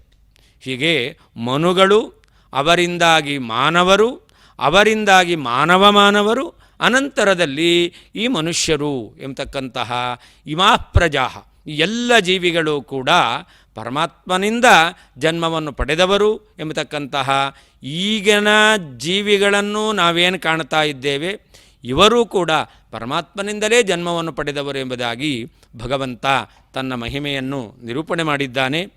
ಮುಂದೆ ಶ್ರೀಕೃಷ್ಣ ಪರಮಾತ್ಮ 7ನೇ ಶ್ಲೋಕದಲ್ಲಿ ತನ್ನ ಈ ಮಹಿಮೆಯನ್ನು ತಿಳಿದವರಿಗೆ ಆಗುವಂತಹ ಲಾಭ ಏನು, ಅದರಿಂದ ಸಿಗುವಂತಹ ಪ್ರಯೋಜನ ಏನು, ಅದನ್ನು ನಿರೂಪಣೆ ಮಾಡುತ್ತಾನೆ. ಏತಾಂ ವಿಭೂತಿಂ ಯೋಗಂಚ ಮಮ ಯೋ ವೇತ್ತಿ ತತ್ವತಃ ಸೋವಿಕಂಪೇನ ಯೋಗೇನ ಯುಜ್ಯತೆ ನಾತ್ರ ಸಂಶಯಃ. ಏತಾಂ ವಿಭೂತಿಂ ಅಂತ ಭಗವಂತ ಹೇಳ್ತಾನೆ. ನಾನು ಹಿಂದೆ ಹೇಳಿದೆ, ನನ್ನ ಮಹಿಮೆ ಅದು ದೇವತೆಗಳಿಗೂ ತಿಳಿಯಲಾಗದೇ ಇರತಕ್ಕಂತಹ ಮಹಿಮೆ ಅಂತ. ಹೀಗೆ ನನ್ನ ವಿಭೂತಿ, ಏತಾಂ ವಿಭೂತಿಂ, ನನ್ನ ಮಹಿಮೆ, ಅಥವಾ ಮುಂದೆ ಹೇಳ್ತಕ್ಕಂತಹ ವಿಭೂತಿ ಅಂದರೆ ಭಗವಂತನ ವಿಶಿಷ್ಟವಾದ ವಿಲಕ್ಷಣವಾದ ವಿವಿಧವಾದಂಥ ರೂಪಗಳು. ಇದನ್ನು ವಿಭೂತಿ ಅಂತ. ವಿಭೂತಿ ಶಬ್ದ ಅದು ಭಗವಂತನ ಮಹಿಮೆ ಎಂಬುವ ಅರ್ಥವನ್ನು ಹೇಳುತ್ತಾ ಇದೆ. ಹಾಗೆ ವಿಭೂತಿ ಅಂತಂದರೆ ಭಗವಂತನ ವಿಶಿಷ್ಟವಾದ ವಿಲಕ್ಷಣವಾದ ವಿವಿಧವಾದ ರೂಪಗಳು. ಇವುಗಳನ್ನು ಯಾರು ತಿಳಿತಾ ಇದ್ದಾರೋ, ತತ್ವತಃ ವೇತ್ತಿ, ಯಥಾರ್ಥವಾಗಿ ಯಾರು ತಿಳಿತಾ ಇದ್ದಾರೋ, ಹಾಗೇ ಯೋಗ ಅಂತ. ಯೋಗ ಅಂತಂದರೆ ಯುಜ್ಯತೆ ಏನ ಯೋಗ ಅಸೌ ಉಪಾಯ ಶಕ್ತಿರೇವಚ ಅಂತ. ಯೋಗ ಅನ್ನೋದಕ್ಕೆ ಒಂದು ಉಪಾಯ ಅಂತ ಅರ್ಥ. ಹಿಂದೆಲ್ಲ ಕರ್ಮಯೋಗ ಎಂಬತಕ್ಕಂತಹ ಶಬ್ದವನ್ನು ನಾವು ಶ್ರವಣ ಮಾಡಿದ್ದೇವೆ. ಯೋಗ ಕರ್ಮಸು ಕೌಶಲಂ ಎಂಬುದಾಗಿ ಯೋಗ ಶಬ್ದ ಅಲ್ಲಿ ಪ್ರಯುಕ್ತವಾಗಿದೆ. ಇಲ್ಲಿ ಯೋಗ ಅಂತಂದರೆ ಅದು ಅಪರೋಕ್ಷ ಜ್ಞಾನಕ್ಕೆ ಸಾಧನವಾಗಿರ್ತಕ್ಕಂಥ ಪರೋಕ್ಷ ಜ್ಞಾನ. ಅಪರೋಕ್ಷ ಜ್ಞಾನಕ್ಕೆ ಕಾರಣವಾದದ್ದು ಪರೋಕ್ಷ ಜ್ಞಾನ. ಪರೋಕ್ಷ ಜ್ಞಾನಕ್ಕೆ ಕಾರಣವಾದಂಥದ್ದು ಉಪಾಯ. ಅದನ್ನು ಯೋಗ ಶಬ್ದದಿಂದ ಹೇಳಿದ್ದಾರೆ. ಆ ಯೋಗ ಶಬ್ದಕ್ಕೆ ಉಪಾಯ ಎಂಬತಕ್ಕಂಥ ಅರ್ಥವೂ ಇದೆ, ಹಾಗೆಯೇ ಸಾಮರ್ಥ್ಯ ಶಕ್ತಿ ಎಂಬತಕ್ಕಂಥ ಅರ್ಥವೂ ಇದೆ. ಇಲ್ಲಿ ಯೋಗ ಶಬ್ದಕ್ಕೆ ಉಪಾಯ ಅಂತ ಅರ್ಥ ಅಲ್ಲ, ಯೋಗ ಶಬ್ದಕ್ಕೆ ಶಕ್ತಿ ಸಾಮರ್ಥ್ಯ ಅಂತ ಅರ್ಥ, ಭಗವಂತನ ಮಹಿಮೆ. ಹೀಗೆ ಏತಾಂ ವಿಭೂತಿಂ ಯೋಗಂಚ, ಭಗವಂತನ ವಿಶಿಷ್ಟವಾದ ವಿಲಕ್ಷಣವಾದ ವಿವಿಧವಾದಂತಹ ರೂಪಗಳನ್ನು, ಹಾಗೇ ಭಗವಂತನ ಮಹಿಮೆಯನ್ನು ಯಾರು ತಿಳಿತಾ ಇದ್ದಾರೆ. ಕೆಲವು ಸಿದ್ಧಾಂತದಲ್ಲಿ ಇದು ತಿಳಿಬೇಕು, ಆದರೆ ಇದು ತತ್ವ ಅಲ್ಲ, ಇದು ವ್ಯಾವಹಾರಿಕ ಅಂತ ಹೇಳ್ತಾರೆ. ಇದೆಲ್ಲವೂ ಕೂಡ ಸಗುಣ ಬ್ರಹ್ಮನ ಲೀಲೆಗಳು ಎಂಬುದಾಗಿ ವ್ಯಾಖ್ಯಾನ ಮಾಡುವವರಿದ್ದಾರೆ. ಆದರೆ ಅವರ ವ್ಯಾಖ್ಯಾನವನ್ನು ನಾವು ಕೇಳಿ ಅದರಂತೆ ಅನುಷ್ಠಾನ ಮಾಡ್ತೇವೆ ಅಂತ ಪ್ರವೃತ್ತಿ ಮಾಡ್ತೇವೆ ಅಂತಂದರೆ ಮೂಲವನ್ನೇ ಮರೆತಂತೆ ಆಗುತ್ತಾ ಇದೆ. ಶ್ರೀಕೃಷ್ಣ ಪರಮಾತ್ಮ ಹೇಳ್ತಾ ಇದ್ದಾನೆ, ಈ ವಿಭೂತಿಯನ್ನು, ಈ ಮಹಿಮೆಯನ್ನು ತತ್ವತಃ ಯಹ ವೇದ, ಇದನ್ನು ವ್ಯಾವಹಾರಿಕ ಅಂತ ತಿಳಿಯೋದಲ್ಲ, ಇದು ತತ್ವ, ಇದು ಪಾರಮಾರ್ಥಿಕ, ಇದು ಸತ್ಯ ಎಂದು ನನ್ನಿಂದ ದೂರ ಆಗುವುದಲ್ಲ ಎಂಬುದಾಗಿ ಯಾರು ತಿಳಿತಾ ಇದ್ದಾನೋ ಇದು ಸರಿಯಾದ ಅರಿವು ಅಂತ ಭಗವಂತ ಹೇಳಿ, ಇದರಿಂದ ಇಂತಹ ಜ್ಞಾನದಿಂದ ಇಂತಹ ತಿಳುವಳಿಕೆಯಿಂದ ಆಗತಕ್ಕಂತಹ ಲಾಭ ಏನು? ಸಹ ಅವಿಕಂಪೇನ ಯೋಗೇನ ಯುಜ್ಯತೆ ನಾತ್ರ ಸಂಶಯ ಅಂತ. ಮನುಷ್ಯ ಮುಖ್ಯವಾಗಿ ಮಾಡಬೇಕಾದದ್ದು ಏನು ಅಂತಂದರೆ ಆತ್ಮಾವಾರೇ ದ್ರಷ್ಟವ್ಯ, ದೇವರನ್ನು ಕಾಣಬೇಕು. ದೇವರನ್ನು ಕಾಣಲಿಕ್ಕೆ ಇರತಕ್ಕಂತಹ ದಾರಿ ಯಾವುದು? ದಾರಿಯಲ್ಲಿ ಹೋದರೆ ಗುರಿಯನ್ನು ಮುಟ್ಟಲಿಕ್ಕೆ ಸಾಧ್ಯ. ದಾರಿಯಲ್ಲಿ ಸಾಗಲಿಲ್ಲ ಅಂತಂದರೆ ನಾವು ದಾರಿ ತಪ್ಪಿದವರಾಗ್ತೇವೆ, ಗುರಿ ಸೇರದವರಾಗ್ತೇವೆ. ಹಾಗಾದರೆ ನಮ್ಮ ಗುರಿ ಏನು? ಮಂತವ್ಯ, ನಿಧಿಧ್ಯಾಸಿತವ್ಯ, ದ್ರಷ್ಟವ್ಯ. ಮನನ ಮಾಡಬೇಕು, ಅದನ್ನು ಧ್ಯಾನದಲ್ಲಿ ಅಳವಡಿಸಿಕೊಳ್ಬೇಕು, ಧ್ಯಾನದ ಮೂಲಕ ದೇವರನ್ನು ಕಾಣಬೇಕು. ಹಾಗಾದರೆ ದೇವರನ್ನು ಕಾಣೋದು ನಮ್ಮ ಮುಖ್ಯ ಗುರಿ. ದೇವರನ್ನು ಕಾಣಲಿಕ್ಕೆ ಇರತಕ್ಕಂಥ ಉಪಾಯ ಅದು ಧ್ಯಾನ. ಧ್ಯಾನದ ಮೂಲಕ ನಮ್ಮ ಒಳಗಣ್ಣು ತೆರೆಯುತ್ತೆ. ಒಳಗಣ್ಣು ತೆರೆದಾಗ ಅದರಿಂದ ಭಗವಂತನನ್ನು ಕಾಣಲಿಕ್ಕೆ ಸಾಧ್ಯ. ಮುಂದಿನ ಅಧ್ಯಾಯದಲ್ಲಿ ನಾವು ಕಾಣ್ತೇವೆ, ಶ್ರೀಕೃಷ್ಣ ಪರಮಾತ್ಮ ಅರ್ಜುನನಿಗೆ ತನ್ನ ವಿಶ್ವರೂಪವನ್ನು ದರ್ಶನ ಮಾಡಿಸ್ತಾನೆ. ಕೃಷ್ಣನ ಎದುರಿಗೆ ಕಾಣುವ ರೂಪವನ್ನು ನೋಡ್ತಾ ಇರುವಂಥ ಅರ್ಜುನನಿಗೆ ಎದುರಿನಲ್ಲಿರುವ ರೂಪ ಕಾಣ್ತಾ ಇದೆ ವಿನಃ ಭಗವಂತ ತೋರಿಸಿದ ವಿಶ್ವರೂಪ ಅವನಿಗೆ ಕಾಣಲಿಲ್ಲ. ಅದಕ್ಕೆ ಭಗವಂತ ಅವನಿಗೆ ತನ್ನ ವಿಶ್ವರೂಪವನ್ನು ಕಾಣುವಂತಹ ದಿವ್ಯವಾದ ದೃಷ್ಟಿಯನ್ನು ಕೊಟ್ಟ. ಅರ್ಥಾತ್ ಹೊರಗಣ್ಣನ್ನು ಕಾಣದಂತೆ ಮಾಡಿ ಒಳಗಣ್ಣನ್ನು ಭಗವಂತ ತೆರೆದು ಬಿಟ್ಟ. ಭಗವಂತ ತೆರೆದ ಒಳಗಣ್ಣಿನಿಂದ ಅರ್ಜುನ ಭಗವಂತನ ವಿಶ್ವರೂಪವನ್ನು ದರ್ಶನ ಮಾಡಿದ. ಹಾಗೆಯೇ ಧ್ಯಾನದಲ್ಲಿಯೂ ದೇವರನ್ನು ಕಾಣಬೇಕು. ದೇವರನ್ನು ಧ್ಯಾನದಲ್ಲಿ ಕಾಣಬೇಕು ಅಂತಂದರೆ ಈ ಕಣ್ಣಿನಿಂದ ದೇವರನ್ನು ಕಾಣುವುದಲ್ಲ. ಧ್ಯಾನಾವಸ್ಥೆಯಲ್ಲಿ ಯಾರು ತನ್ನನ್ನು ತೊಡಗಿಸಿಕೊಂಡಿದ್ದಾನೋ ಆ ಧ್ಯಾನಾವಸ್ಥೆಯಲ್ಲಿ ಅವನು ಪಕ್ವತೆಯನ್ನು ಪಡೆದಿದ್ದಾನೋ ಅಂತಹ ವ್ಯಕ್ತಿಗೆ ಭಗವಂತ ಈ ಪ್ರಾಕೃತಿಕವಾದಂತಹ ಇಂದ್ರಿಯವನ್ನು ಕಣ್ಣನ್ನು ಕಾಣದಂತೆ ಅದನ್ನು ಮುಚ್ಚಿ ಅವನ ಒಳಗಣ್ಣನ್ನು ತೆರೆಸಿ ಒಳಗಣ್ಣಿನ ಮೂಲಕ ಭಗವಂತ ಅವನಿಗೆ ತನ್ನ ದರ್ಶನವನ್ನು ಮಾಡಿಸ್ತಾನೆ. ಇದು ನಾವು ಮಾಡುವ ಪ್ರತಿಯೊಂದು ಸಾಧನೆಯ ಮುಖ್ಯವಾಗಿರ್ತಕ್ಕಂತಹ ಧ್ಯೇಯ, ಗುರಿ, ನಾವು ತಲುಪಬೇಕಾದದ್ದು, ನಾವು ಪಡೆಯಬೇಕಾದದ್ದು ಅದನ್ನು. ಇದನ್ನೇ ಶ್ರುತಿ ಹೇಳಿತು, ಆತ್ಮಾವಾರೇ ದ್ರಷ್ಟವ್ಯ, ದೇವರ ದರ್ಶನ. ದೇವರ ದರ್ಶನ ಆಗಬೇಕು ಅಂತಂದರೆ ನಾವು ಧ್ಯಾನಾವಸ್ಥೆಯಲ್ಲಿ ನಮ್ಮನ್ನು ತೊಡಗಿಸಿಕೊಳ್ಳಬೇಕು. ಆ ಧ್ಯಾನಾವಸ್ಥೆಯಲ್ಲಿ ಈ ಎಲ್ಲ ಭಗವಂತನ ಗುಣಗಳನ್ನು ನಾವು ಭಗವಂತನಲ್ಲಿ ಕಾಣಬೇಕು. ಧ್ಯಾನ ಅಂದ್ರೇನು? ಧ್ಯೈ ಚಿಂತಾಯಾಮ್, ಧ್ಯೇಯನಾದ ಪರಮಾತ್ಮನಲ್ಲಿ ಪರಮಾತ್ಮನೇ ಹೇಳಿದಂಥ ಗುಣಗಳನ್ನು ನಾವು ಅನುಸಂಧಾನ ಮಾಡ್ತೇವೆ, ಅವನಲ್ಲಿ ಚಿಂತನೆ ಮಾಡ್ತೇವೆ ಅಂತಂದರೆ ಇದನ್ನು ಧ್ಯಾನ. ಹಾಗಾದರೆ ಧ್ಯೇಯನಾದ ಪರಮಾತ್ಮ, ಅವನಲ್ಲಿ ಗುಣಗಳ ಚಿಂತನೆ. ಈ ಗುಣಗಳ ಚಿಂತನೆ ಅದು ಧ್ಯಾನದಲ್ಲಿ ಭಗವಂತನಲ್ಲಿ ನಮ್ಮ ಮನಸ್ಸಿನ ಮೂಲಕ ನಡೀತಾ ಇರಬೇಕು. ಪರಮಾತ್ಮ ಹೇಳ್ತಾನೆ, ನಾನು ಹೇಳಿದ ನನ್ನ ಮಹಿಮೆಯನ್ನು ಪಾರಮಾರ್ಥಿಕವಾಗಿ ಪಾರಮಾರ್ಥಿಕ ಅಂತ ಯಾರು ತಿಳಿದಿದ್ದಾನೋ ತಿಳಿಬೇಕು. ಅವನು ಸತ್ಯವಾಗಿ ತಿಳಿಬೇಕು. ತಿಳಿದದ್ದು ಸತ್ಯ ಅಷ್ಟೇ ಅಲ್ಲ, ಅದು ಸತ್ಯ ಎಂಬುದಾಗಿ ತಿಳಿಬೇಕು. ಯಾಕೆ ಅಂತಂದರೆ ನೋಡಿ, ಇದಂ ರಜತಂ ಅಂತ ಅಯಂ ಸರ್ಪ ಎಂಬುದಾಗಿ ನಾವು ಭ್ರಮೆಯನ್ನು ಪಡ್ಕೊಳ್ತೇವೆ. ಭ್ರಮೆಯನ್ನು ಪಡೆದದ್ದು ಸತ್ಯ, ನಮಗೆ ಭ್ರಮೆ ಬಂದದ್ದು ಸತ್ಯವೇ. ಹಾಗಾದರೆ ಇದು ಸತ್ಯವೇ ಆಯ್ತಲ್ಲ. ಹಾಗಾದರೆ ಆ ಭ್ರಮೆ ಬಂದದ್ದು ಸತ್ಯ ಆದರೂ ಕೂಡ ಅಲ್ಲಿರುವ ವಸ್ತು ಸತ್ಯ ಅಲ್ಲ. ಭ್ರಮೆ ಬಂದದ್ದು ನಿಜ. ಹಾಗೆ ದೇವರನ್ನು ತಿಳಿದಿದ್ದೇವೆ, ಕೇವಲ ತಿಳುವಳಿಕೆ ಮಾತ್ರ ಅಲ್ಲ, ಆ ತಿಳುವಳಿಕೆ ಯಥಾರ್ಥ ಆಗಿರಬೇಕು. ಹೇಗೆ ಭ್ರಮೆ ಎಂಬತಕ್ಕಂಥದ್ದು ಬಂದದ್ದು ಸತ್ಯ ಆದರೂ ಕೂಡ ಆ ಹಗ್ಗ ಹಾವು ಎಂಬತಕ್ಕಂಥದ್ದು ಸುಳ್ಳು, ಕಪ್ಪೆ ಚಿಪ್ಪು ಬೆಳ್ಳಿ ಎಂಬತಕ್ಕಂಥದ್ದು ಸುಳ್ಳಾಗಿದೆಯೋ ಹಾಗೆಯೇ ಈ ಎಲ್ಲ ಮಹಿಮೆಗಳು ಭಗವಂತನಲ್ಲಿರೋದು ಸುಳ್ಳು ಅಂತ ಆಗಬಾರದು. ಹಾಗಾದರೆ ಅದು ಕೂಡ ಪಾರಮಾರ್ಥಿಕವಾಗಬೇಕು.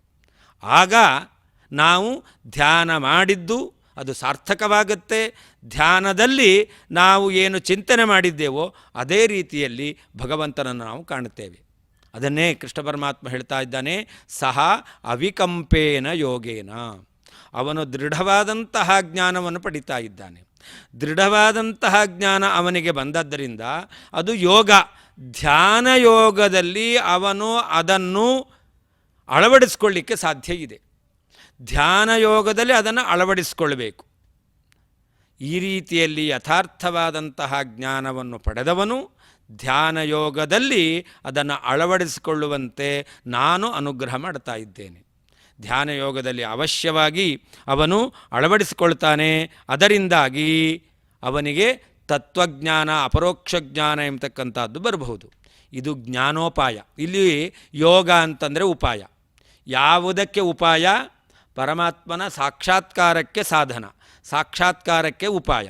ಅದು ಧ್ಯಾನ. ಅಂತಹ ಧ್ಯಾನದಲ್ಲಿ ಭಗವಂತನ ಈ ಎಲ್ಲ ಅಂಶಗಳನ್ನು ಅಳವಡಿಸಿಕೊಳ್ಬೇಕು ಅಂತ. ಸಹ ಅವಿಕಂಪೇನ ಯೋಗೇನ ಯುಜ್ಯತೆ. ಅವನು ಮಾತ್ರ ಇದನ್ನು ಧ್ಯಾನದಲ್ಲಿ ಅಳವಡಿಸಿಕೊಳ್ತಾನೆ. ನಾತ್ರ ಸಂಶಯ. ಪುನಃ ಭಗವಂತ ನಾನು ಹೇಳಿದ್ದರಲ್ಲಿ ಸಂದೇಹ ಪಡಬೇಡ, ಇದೇ ಸತ್ಯ, ಇದೇ ನಿತ್ಯ, ಇದೇ ರೀತಿಯಲ್ಲಿ ನಾವು ಭಗವಂತನನ್ನು ಚಿಂತನೆ ಮಾಡಬೇಕು. ದೇವರ ದರ್ಶನದ ಅಪೇಕ್ಷೆ ಉಳ್ಳಂತಹ ವ್ಯಕ್ತಿ ದೇವರನ್ನು ಯಾವ ರೀತಿಯಲ್ಲಿ ಕಾಣಬೇಕು ಅಂತ ದೇವರೇ ಹೇಳಿದ್ದು. ನೋಡಿ, ನಾವು ಯಾರನ್ನಾದರೂ ನಮ್ಮ ಮನೆಗೆ ಆಹ್ವಾನ ಮಾಡುತ್ತೇವೆ, ನಮ್ಮ ಮನೆಗೆ ಬನ್ನಿ ಅಂತ. ನಮ್ಮ ಮನೆಗೆ ಬನ್ನಿ ಅಂತ ನಾವು ಆಹ್ವಾನ ಮಾಡಿದಾಗ ಅವರಿಗೆ ವಿಳಾಸವನ್ನೇ ಕೊಡಲಿಲ್ಲ ಅಂತಾದರೆ ಅವರು ಬರೋದು ಹೇಗೆ? ಹಾಗಾದರೆ ಅವರು ಕೇಳ್ತಾರೆ ನಿಮ್ಮ ಮನೆ ಎಲ್ಲಿದೆ ಅಂತ. ಅಥವಾ ಅವರು ಕೇಳದಿದ್ದರೂ ಕೂಡ ನಾವು ಕರೆದಾಗ ನಾವೇ ನಮ್ಮ ಮನೆಯ ವಿಳಾಸವನ್ನು ಅವರಿಗೆ ಕೊಡಬೇಕು. ಹಾಗಾದರೆ ನಾವು ನಮ್ಮ ಮನೆಗೆ ಬರಲಿ ಅಂತ ಹೇಳಿ ನಮ್ಮ ಮನೆಯ ವಿಳಾಸವನ್ನು ಕೊಡ್ತೇವೆ ಅಂತಂದರೆ ಅದು ಯಾವತ್ತೂ ಕೂಡ ತಪ್ಪಾದಂತಹ ವಿಳಾಸವನ್ನು ನಾವು ಕೊಡೋದಿಲ್ಲ, ಸರಿಯಾದ ವಿಳಾಸವನ್ನೇ ಕೊಡ್ತೇವೆ. ಹಾಗೆಯೇ ನಾವು ಕಾಣಬೇಕಾದದ್ದು ದೇವರನ್ನು. ದೇವರನ್ನು ಕಾಣಲಿಕ್ಕೆ ಬೇಕಾದ ಉಪಾಯವನ್ನು ಯಾರು ಹೇಳ್ತಾ ಇದ್ದಾರೆ? ದೇವನೇ ಹೇಳ್ತಾ ಇದ್ದಾನೆ. ನನ್ನನ್ನು ಕಾಣಲಿಕ್ಕೆ ಇರತಕ್ಕಂಥ ಉಪಾಯ ಅದು ಧ್ಯಾನ ಮಾರ್ಗ. ಇದನ್ನೇ ಶ್ರುತಿ ಹೇಳಿದ್ದು. ಶ್ರೋತವ್ಯ ಮಂತವ್ಯ ನಿಧಿಧ್ಯಾಸಿತವ್ಯ. ಶ್ರವಣ ಮಾಡಬೇಕು, ವಿಷಯವನ್ನು ನಾವು ದೃಢ ಮಾಡಿಕೊಳ್ಳಬೇಕು, ದೃಢವಾದ ವಿಷಯವನ್ನು ಧ್ಯಾನದಲ್ಲಿ ಅಳವಡಿಸಿಕೊಳ್ಬೇಕು.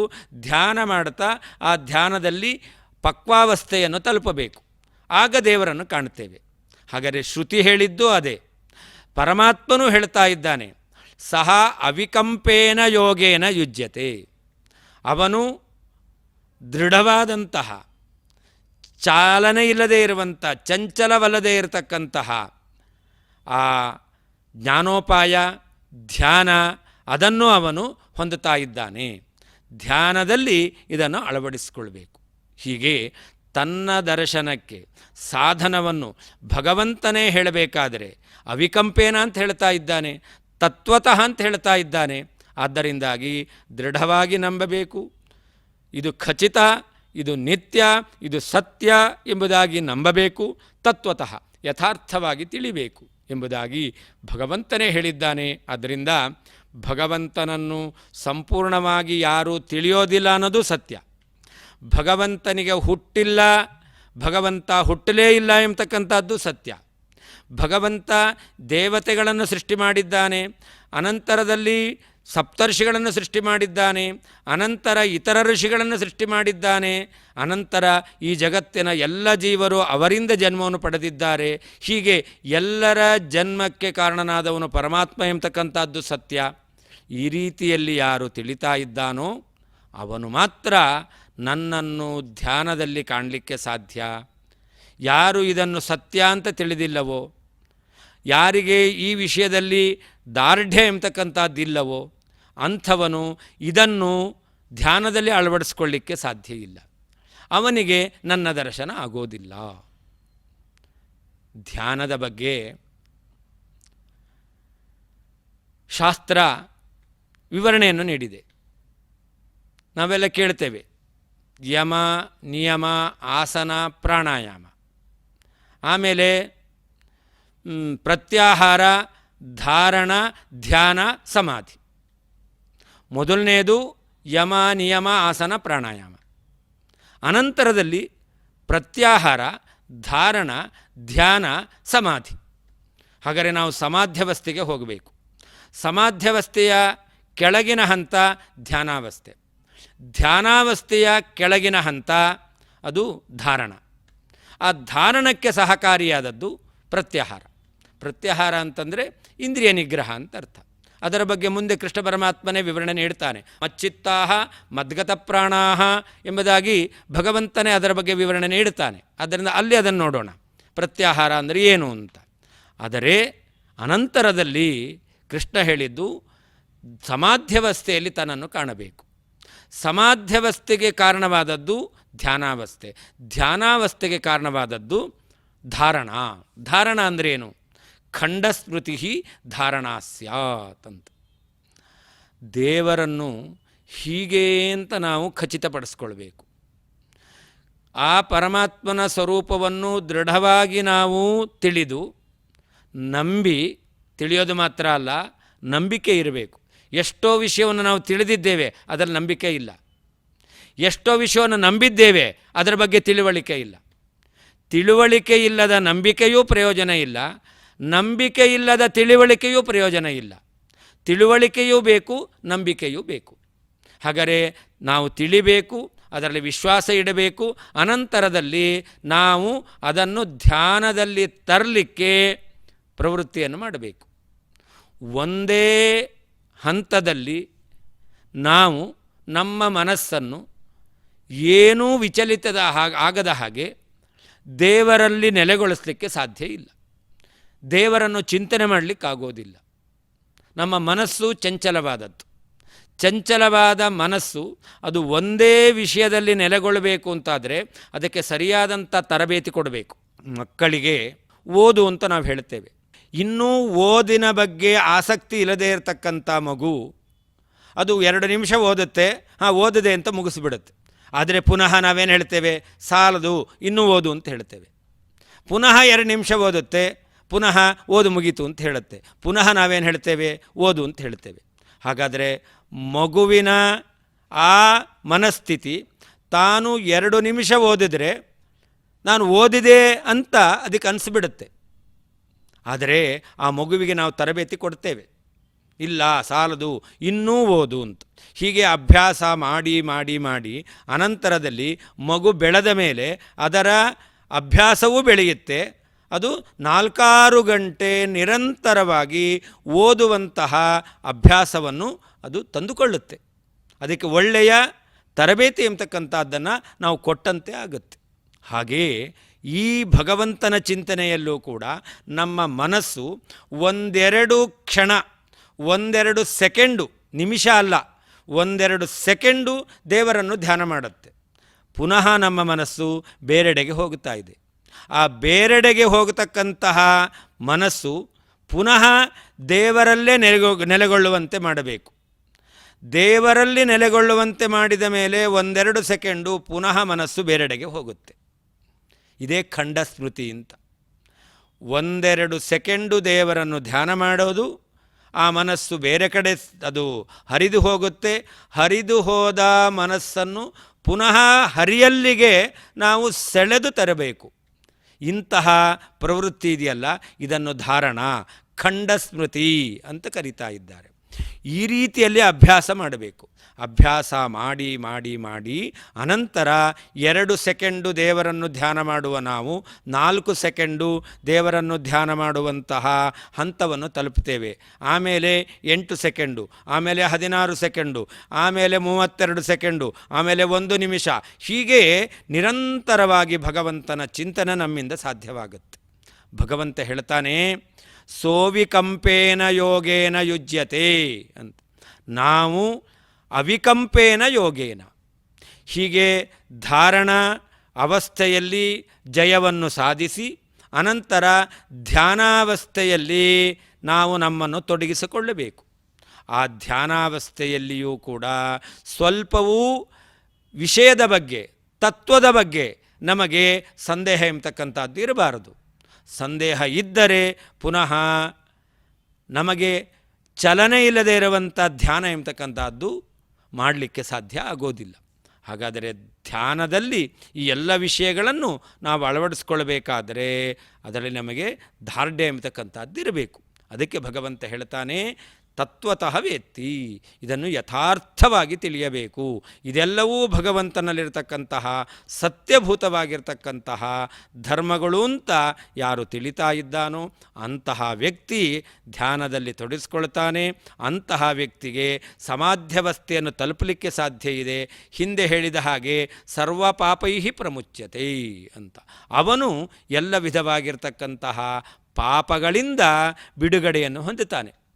ಕೃಷ್ಣ ಪರಮಾತ್ಮ ಹೇಳಿದ, ಯೋ ಮಾಂ ಅಜಂ ಅನಾದಿಂಚ ವೇತ್ತಿ ಮಹೇಶ್ವರಂ ಎಂಬುದಾಗಿ ಪರಮಾತ್ಮ ಹೇಳ್ತಾ ಮುಂದೆ ಫಲವನ್ನು ಹೇಳ್ದ.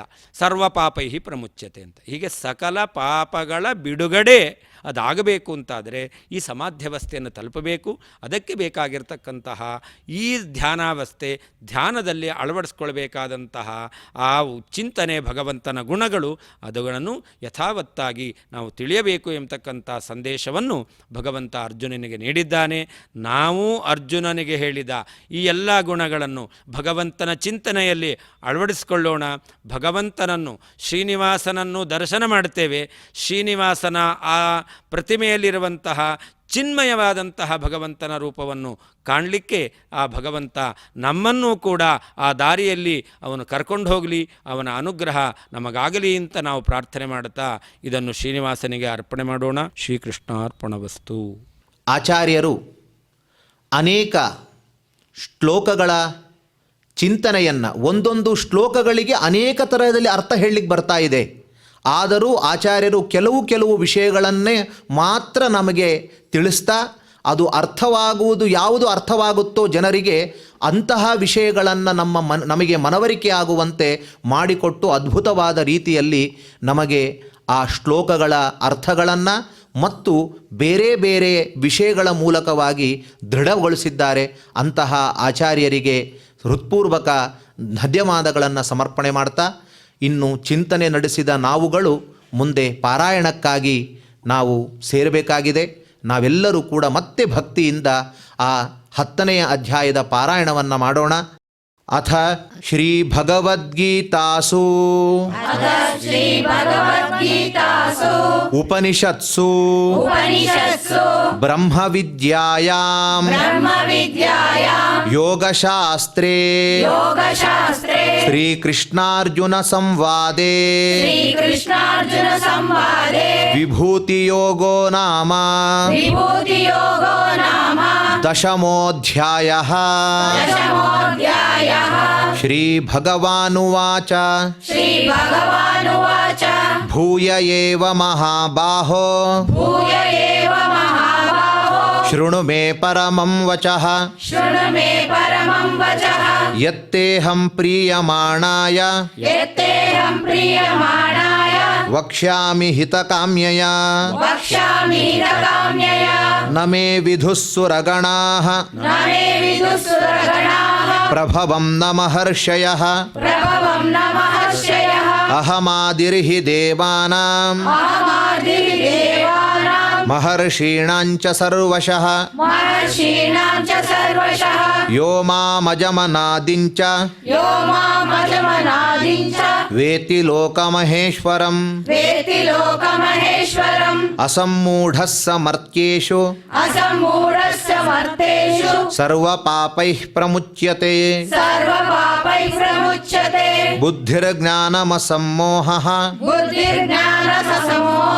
ಕ್ಷಮಾ ಸತ್ಯಂ ದಮಃ ಶಮಃ ಸುಖಂ ದುಃಖಂ ಭವೋ ಭಾವೋ ಭಯಂಚ ಭಯಮೇವ ಚ ಅಹಿಂಸಾ ಸಮತಾ ತುಷ್ಟಿಃ ತಪೋದಾನಂ ಯಶೋ ಯಶಃ ಭವಂತಿ ಭಾವಾ ಭೂತಾನಾಂ ಮತ್ತ ಏವ ಪೃಥಗ್ವಿಧಾಃ ಮಹರ್ಷಯಃ ಸಪ್ತ ಪೂರ್ವೇ ಚತ್ವಾರೋ ಮನವಸ್ತಥಾ ಮದ್ಭಾವಾ ಮಾನಸಾ ಜಾತಾಃ ಯೇಷಾಂ ಲೋಕ ಇಮಾಃ ಪ್ರಜಾಃ ಏತಾಂ ವಿಭೂತಿಂ ಯೋಗಂಚ ಮಮ ಯೋ ವೇತ್ತಿ ತತ್ವತಃ ಸೋವಿಕಂಪೇನ ಯೋಗೇನ ಯುಜ್ಯತೆ ನಾತ್ರ ಸಂಶಯಃ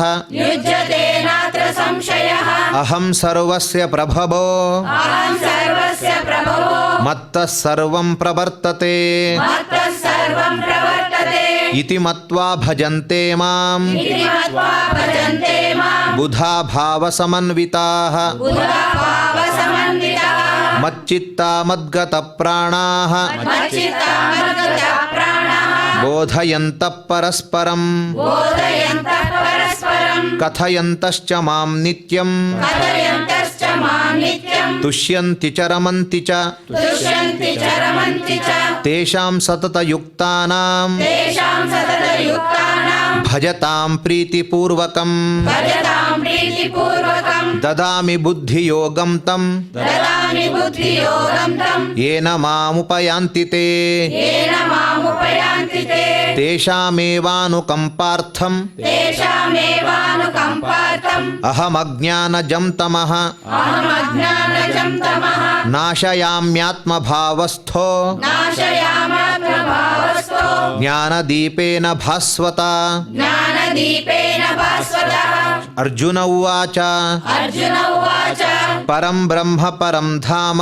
ಪರಂ ಬ್ರಹ್ಮ ಪರಂ ಧಾಮ ಪವಿತ್ರಂ ಪರಮಂ ಭವಾನ್ ಪವಿತ್ರಂ ಪರಮಂ ಭವಾನ್ ಪುರುಷಂ ಶಾಶ್ವತಂ ದಿವ್ಯಂ ಪುರುಷಂ ಶಾಶ್ವತಂ ದಿವ್ಯಂ ಆದಿದೇವಮಜಂ ವಿಭುಂ ಆದಿದೇವಮಜಂ ವಿಭುಂ ಆಹುಸ್ತ್ವಾಂ ಋಷಯಃ ಸರ್ವೇ ಆಯುಷ್ಯಾಮೃಷಯಃ ಸರ್ವೇ ದೇವರ್ಷಿರ್ನಾರದಸ್ತಥಾ ದೇವರ್ಷಿರ್ನಾರದಸ್ತಥಾ ಅಸಿತೋ ದೇವಲೋ ವ್ಯಾಸಃ ಅಸಿತೋ ದೇವಲೋ ವ್ಯಾಸಃ ಸ್ವಯಂ ಚೈವ ಬ್ರವೀಷಿ ಮೇ ಸ್ವಯಂ ಚೈವ ಬ್ರವೀಷಿ ಮೇ ಸರ್ವಮೇತದ್ಧೃತಂ ಮನ್ಯೇ ಸರ್ವಮೇತದ್ಧೃತಂ ಮನ್ಯೇ ಯನ್ಮಾಂ ವದಸಿ ಕೇಶವ ಯನ್ಮಾಂ ವದಸಿ ಕೇಶವ ನಹಿ ತೇ ಭಗವದ್ವ್ಯಕ್ತಿಂ ನಹಿ ತೇ ಭಗವದ್ವ್ಯಕ್ತಿಂ ವಿದುರ್ದೇವಾನ ದಾನವಾಃ ವಿದುರ್ದೇವಾನ ದಾನವಾಃ ಸ್ವಯಮೇವಾತ್ಮನಾತ್ಮಾನಂ ಸ್ವಯಮೇವಾತ್ಮನಾತ್ಮಾನಂ ವೇಥ ತ್ವಂ ಪುರುಷೋತ್ತಮ ವೇದತಂ ಪುರುಷೋತ್ತಮ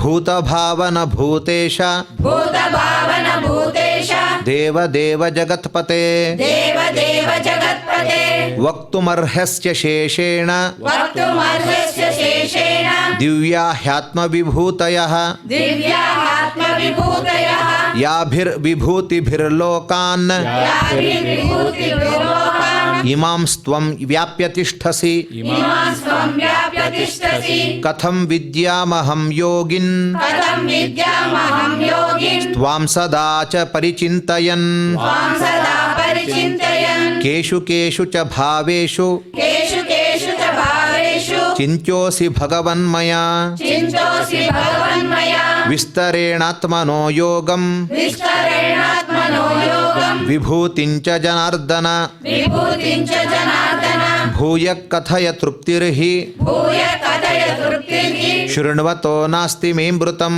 ಶೃಣ್ವತೋ ನಾಸ್ತಿ ಮೇ ಮೃತಂ ಶ್ರೀ ಭಗವಾನುವಾಚ ಶ್ರೀ ಭಗವಾನುವಾಚ ಹಂತತೆ ಕಥಯಿಷ್ಯಾಮಿ ಅಂತತೆ ಕಥಯಿಷ್ಯಾಮಿ ದಿವ್ಯಾ ಹ್ಯಾತ್ಮವಿಭೂತಯಃ ದಿವ್ಯಾತ್ಮವಿಭೂತಯಃ ಪ್ರಾಧಾನ್ಯತ ಕುರು ಶ್ರೇಷ್ಠ ಪ್ರಾಧಾನ್ಯತ ಕುರು ಶ್ರೇಷ್ಠ ನಾಸ್ತ್ಯಂತೋ ವಿಸ್ತರಸ್ಯ ಮೇ ನಾಸ್ತ್ಯಂತೋ ವಿಸ್ತರಸ್ಯ ಮೇ ಅಹಮಾತ್ಮ ಗುಡಾಕೇಶ ಅಹಮಾತ್ಮ ಗುಡಾಕೇಶ ಸರ್ವಭೂತಾಶಯ ಸ್ಥಿತಃ ಸರ್ವಭೂತಾಶಯ ಸ್ಥಿತಃ ಅಹಮಾದಿರ್ಚ ಬದ್ಧ್ಯಂಚ ಅಹಮಾದಿಶ್ಚ ಮಧ್ಯಂಚ ಭೂತಾನಾಮಂತ ಏವ ಚ ಭೂತಾನಾಮಂತ ಏವ ಚ ಆದಿತ್ಯಾನಾಮಹಂ ವಿಷ್ಣುಃ ಆದಿತ್ಯಾನಾಮಹಂ ವಿಷ್ಣುಃ ಜ್ಯೋತಿಷಾಂ ರವಿರಂಶುಮಾನ್ ಜ್ಯೋತಿಷಾಂ ರವಿರಂಶುಮಾನ್ ಮರೀಚಿರ್ಮರುತಾಮಸ್ಮಿ ಮರೀಚಿರ್ಮರುತಾಮಸ್ಮಿ ನಕ್ಷತ್ರಾಣಾಮಹಂ ಶಶಿ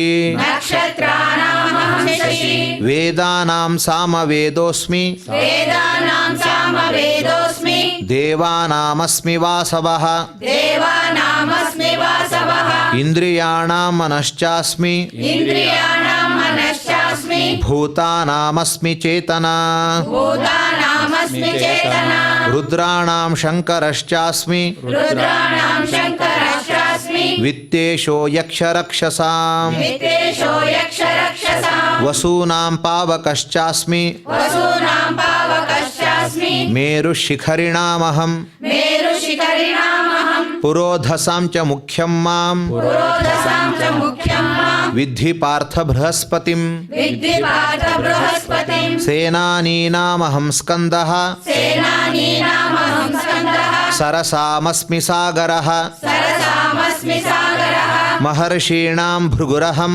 महर्षीणां भृगुरहं गिरामस्मेकमक्षरं गिरामस्मेकमक्षरम् यज्ञानां जपयज्ञोऽस्मि यज्ञानां जपयज्ञोऽस्मि स्थावराणां हिमालयः स्थावराणां हिमालयः अश्वत्थः सर्ववृक्षाणाम् अश्वत्थः सर्ववृक्षाणां देवर्षीणां च नारदः देवर्षीणां च नारदः गन्धर्वाणां चित्ररथः गन्धर्वाणां चित्ररथः सिद्धानां कपिलो मुनिः सिद्धानां कपिलो मुनिः उच्चैश्रवसमश्वानां उच्चैश्रवसमश्वानां विद्धि माममृतोद्भवम् विद्धि माममृतोद्भवम् ऐरावतं गजेन्द्राणाम् ऐरावतं गजेन्द्राणां नराणां च नराधिपम् नराणां च नराधिपम् आयुधानामहं वज्रम् आयुधानामहं वज्रं धेनूनामस्मि कामधुक् धेनो नामस्मि कामधुक् प्रजनश्चास्मि कन्दर्पः प्रजनश्चास्मि कन्दर्पः सर्पाणामस्मि वासुकिः सर्पाणामस्मि वासुकिः अनन्तश्चास्मि नागानाम् अनन्तश्चास्मि नागानां वरुणो यादसामहम् वरुणो यादसामहं पितॄणामर्यमा चास्मि पितॄणामर्यमा चास्मि यमः संयमतामहम् यमः संयमतामहं प्रह्लादश्चास्मि दैत्यानाम् प्रह्लादश्चास्मि दैत्यानां कालः कलयतामहम् कालकलयतामहं मृगाणां च मृगेन्द्रोऽहम् मृगाणां च मृगेन्द्रोऽहं वैनतेयश्च पक्षिणाम् वैनतेयश्च पक्षिणां पवनः पवतामस्मि पवनः पवतामस्मि रामः शस्त्रभृतामहम् रामशस्त्रभृतामहं झषाणामकरश्चास्मि झषाणां मकरश्चास्मि स्त्रोतसामस्मि जाह्नवी स्तोत्रसामस्मि जाह्नवी सर्गाणामादिरन्तश्च सर्गाणामादिरन्तश्च मध्यं चैवाहमर्जुन मध्यं चैवाहमर्जुन अध्यात्मविद्या विद्यानाम् अध्यात्मविद्या विद्यानां वादप्रवदतामहम् वादप्रवदतामहम् अक्षराणामकारोऽस्मि अक्षराणामकारोऽस्मि द्वन्द्वः सामासिकस्य च द्वन्द्वः सामासिकस्य च अहमेवाक्षयः कालो अहमेवाक्षयः कालो धाताहं विश्वतो मुखः दाताहं विश्वतो मुखः मृत्युः सर्वहरश्चाहम् मृत्युसर्वहरश्चाहम् उद्भवश्च भविष्यताम् उद्भवश्च भविष्यताम् कीर्तिश्रीर्वाक्च नारीणाम् कीर्तिश्रीर्वाक्च नारीणां स्मृतिर्मेधा धृतिः क्षमा स्मृतिर्मेधा धृतिक्षमा बृहत्साम तथा साम्नाम् बृहत्साम तथा साम्नां गायत्री छन्दसामहम् गायत्री छन्दसामहं मासानां मार्गशीर्षोऽहम् मासानां मार्गशीर्षोऽहं ऋतूनां कुसुमाकरः ऋतूनां कुसुमाकरः द्यूतं छलयतामस्मि द्यूतं चलयतामस्मि तेजस्तेजस्विनामहम् तेजस्तेजस्विनामहं जयोऽस्मि व्यवसायोऽस्मि जयोऽस्मि व्यवसायोऽस्मि सत्त्वं सत्त्ववतामहम् सत्त्वं सत्त्ववतामहं वृष्णीनां वासुदेवोऽस्मि वृष्णीनां वासुदेवोऽस्मि पाण्डवानां धनञ्जयः पाण्डवानां धनञ्जयः मुनीनामप्यहं व्यासः मुनीनामप्यहं व्यासः कवीनामुशना कविः कवीनामुशना कविः दण्डो दमयतामस्मि दण्डो दमयतामस्मि नीतिरस्मि जिगीषताम् नीतिरस्मि जिगीषताम् मौनं चैवास्मि गुह्यानां मौनं चैवास्मि गुह्यानां ज्ञानं ज्ञानवतामहम् ज्ञानं ज्ञानवतामहं यच्चापि सर्वभूतानां यच्चापि सर्वभूतानां बीजं तदहमर्जुन बीजं तदहमर्जुन न तदस्ति विना यत् स्यात् न तदस्ति विना यस्य मया भूतं चराचरम् मया भूतं चराचरं नान्तोऽस्मि मम दिव्यानां नान्तोऽस्मि मम दिव्यानां विभूतीनां परन्तप विभूतीनां परन्तप एष तूद्देशतः प्रोक्तो एष तोद्देशतः प्रोक्तो विभूतेर्विस्तरो मया विभूतिर्विस्तरो मया यद्यद्विभूतिमत्सत्त्वं यद्यद्विभूतिमत्सत्त्वं श्रीमदूर्जितमेव वा श्रीमदूर्जितमेव वा तत्तदेवावगच्छत्वं तत्तदेवावगच्छत्वं ಮಮ ತೇಜೋಂಶ ಸಂಭವಂ मम तेजोंश संभवम् ಅಥವಾ ಬಹುನೈತೇನ अथवा बहुनैतेन ಕಿಂ ಜ್ಞಾತೇನ ತವಾರ್ಜುನ किं ज्ञातेन तवार्जुन ವಿಷ್ಟಭ್ಯಾಹಮಿದಂ ಕೃಷ್ಣಂ विष्टभ्याहमिदं कृष्णम् ಏಕಾಂಶೇನ ಸ್ಥಿತೋ ಜಗತ್ एकांशेन स्थितो जगत् ಓಂ ತತ್ಸದಿತಿ ॐ तत्सदिति ಶ್ರೀಮದ್ಭಗವದ್ಗೀತಾಸು श्रीमद्भगवद्गीतासु ಉಪನಿಷತ್ಸು उपनिषत्सु ಬ್ರಹ್ಮವಿದ್ಯಾಯಾಂ ब्रह्मविद्यायां ಯೋಗಶಾಸ್ತ್ರೇ योगशास्त्रे ಶ್ರೀಕೃಷ್ಣಾರ್ಜುನ ಸಂವಾದೇ श्रीकृष्णार्जुनसंवादे ವಿಭೂತಿಯೋಗೋ ನಾಮ विभूतियोगो नाम ದಶಮೋಧ್ಯಾಯಃ नमोऽध्यायः ಯತ್ರ ಯೋಗೇಶ್ವರ ಕೃಷ್ಣೋ यत्र योगेश्वर कृष्णो ಯತ್ರ ಪಾರ್ಥೋ ಧನುರ್ಧರಃ यत्र पार्थो धनुर्धरः ತತ್ರ ಶ್ರೀರ್ವಿಜಯೋ ಭೂತಿಃ तत्र श्रीविजयो भूतिः ಧ್ರುವಾ ನೀತಿರ್ಮತಿರ್ಮಮ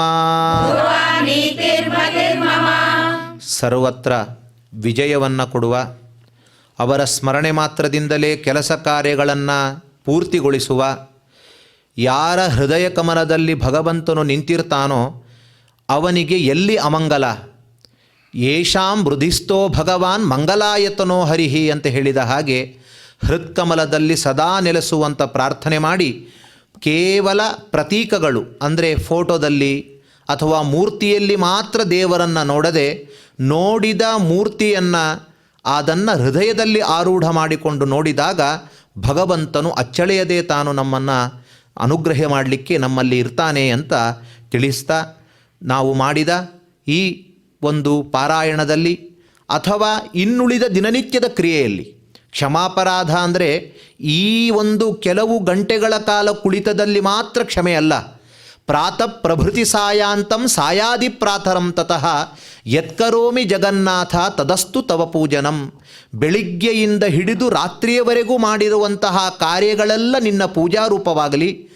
ಆ ಒಂದು ಕಾರ್ಯದಲ್ಲಿ ನಿನಗೆ ಅವಮಾನ ಮಾಡುವ, ನಿನ್ನ ಭಕ್ತರನ್ನು ಅವಹೇಳನ ಮಾಡುವಂತಹ ಕಾರ್ಯಗಳು ಯಾವುದೇ ತರಹದ ಪಾಪ ಕಾರ್ಯ ಇದ್ದರೂ ನನ್ನಲ್ಲಿ ಇನ್ನು ಮುಂದೆ ಅವುಗಳು ಆಗದೇ ಇರುವಂತೆ ನೀನು ಮಾಡು, ಅದನ್ನೆಲ್ಲವನ್ನೂ ಕೂಡ ಕ್ಷಮೆ ಮಾಡು ಅಂತ ಕೇಳುವುದೇ ಕ್ಷಮಾಪರಾಧ ಸ್ತೋತ್ರ. ಹಾಗಾಗಿ ನಾವೆಲ್ಲ ದೇವರ ಮುಂದೆ ನಿಂತು ಪ್ರಾರ್ಥನೆಯನ್ನು ಸಲ್ಲಿಸೋಣ.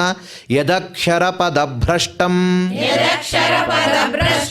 ಮಾತ್ರಾಹೀನಂಚ ಯದ್ಭವೇತ್ मात्राहीनञ्च यद्भवेत् ತತ್ಸರ್ವಂ ಕ್ಷಮ್ಯತಾಂ ದೇವ तत्सर्वं क्षम्यता देव ನಾರಾಯಣ ನಮೋಸ್ತುತೇ.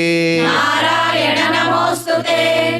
ಕ್ಷಮೆಯನ್ನು ಪ್ರಾರ್ಥಿಸಿ ಭಗವಂತನಿಗೆ ಮಾಡಿದ ಕಾರ್ಯಗಳ ಸಮರ್ಪಣೆ ನಡಿಬೇಕು. ಈ ಕಾಯೇನ ಎಂಬುವಂತಹ ಶ್ಲೋಕ ಭಾಗವತದಲ್ಲಿ ಬರುವ ಶ್ಲೋಕ. ಭಗವಂತನಿಗೆ ಕರ್ಮ ಸಮರ್ಪಣೆ ಅಂದರೆ ಏನು ಅಂತ ಪ್ರಶ್ನೆ ಮಾಡ್ತಾರೆ.